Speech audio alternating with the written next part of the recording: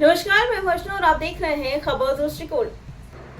लखनऊ में नमस्ते डे के मौके पर इंदिरा गांधी प्रतिष्ठान में आयोजित कार्यक्रम में केंद्रीय मंत्री बीएल वर्मा ने मशीनीकृत स्वच्छता इकोसिस्टम को लेकर केंद्र सरकार की नमस्ते योजना को ऐतिहासिक करार दिया।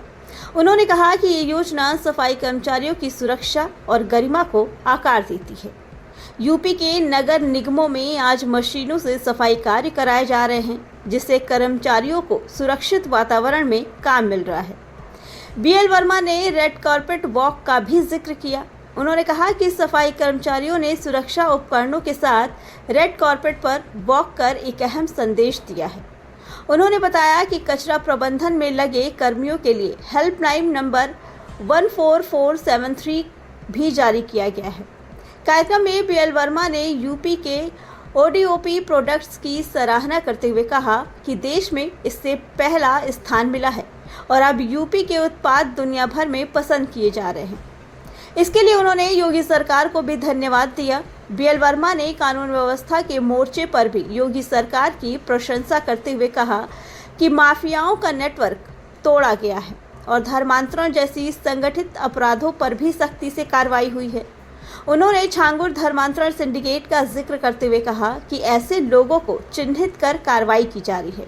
वहीं बीएल वर्मा ने विपक्ष के आरोपों को बेबुनियाद बताया। उन्होंने कहा कि एनसीईआरटी की 8वीं कक्षा की पुस्तकों में अब औरंगजेब जैसे शासकों के असामाजिक कार्यों को शामिल किया जाएगा, ताकि विद्यार्थियों को ऐतिहासिक सच्चाई से अवगत कराया जा सके।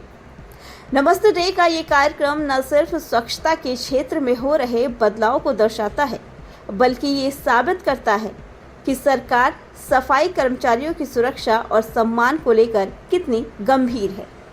निगम के कर्मचारी हैं, क्या कुछ मैं आज लखनऊ के सभी उन सीवर सेप्टिक टैंक के स्वच्छता कर्मियों के लिए बधाई देना चाहता हूँ। उनके लिए नमस्ते योजना का कार्यक्रम यहाँ पर हुआ है और हमारे उत्तर प्रदेश सरकार के दोनों ही मंत्री इस मंत्रालय से संबंधित आदरणीय असीम अरुण जी, आदरणीय कश्यप भी, ये भी साथ हैं। भारत सरकार के हमारे मंत्रालय के अधिकारी ये भी साथ में है। अब मैं कहूँगा इस नमस्ते योजना के माध्यम से कर्मचारी स्वच्छता के रहते हैं, उनके तमाम तरह के जोखिम उठाने पड़ते थे। उनके लिए पीपी किट से लेकर के आधुनिक मशीनों के साथ कैसे उन सेफ्टी टैंकों की सफाई करें, सीवर की सफाई करें, किसी प्रकार का उन्हें जोखिम न उठाना पड़े, इसके लिए उनकी जागरूकता के लिए भी, उनके देने के लिए भी ये कार्यक्रम आयोजन कार्यक्रम।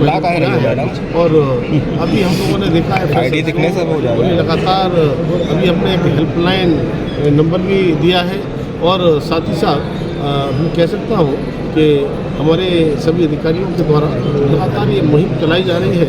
लखनऊ के भी ये सारे सीवर और सेफ्टी टैंक कर्मचारियों के लिए पीपी किट देने वाले हैं और बहुत सफल कार्यक्रम आज हुआ है।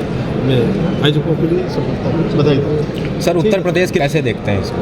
मैं बहुत बहुत बधाई देना चाहता हूँ उत्तर प्रदेश के उन सभी लोगों के लिए जिन्होंने इस काम में अपनी भूमिका निभाई है। और चूँकि मैंने प्रधानमंत्री के नेतृत्व में जब से स्वच्छ भारत मिशन 2014 से प्रारंभ हुआ है, तब मैं कह सकता हूँ कि स्वच्छता की मिसाल देखने को मिलती है।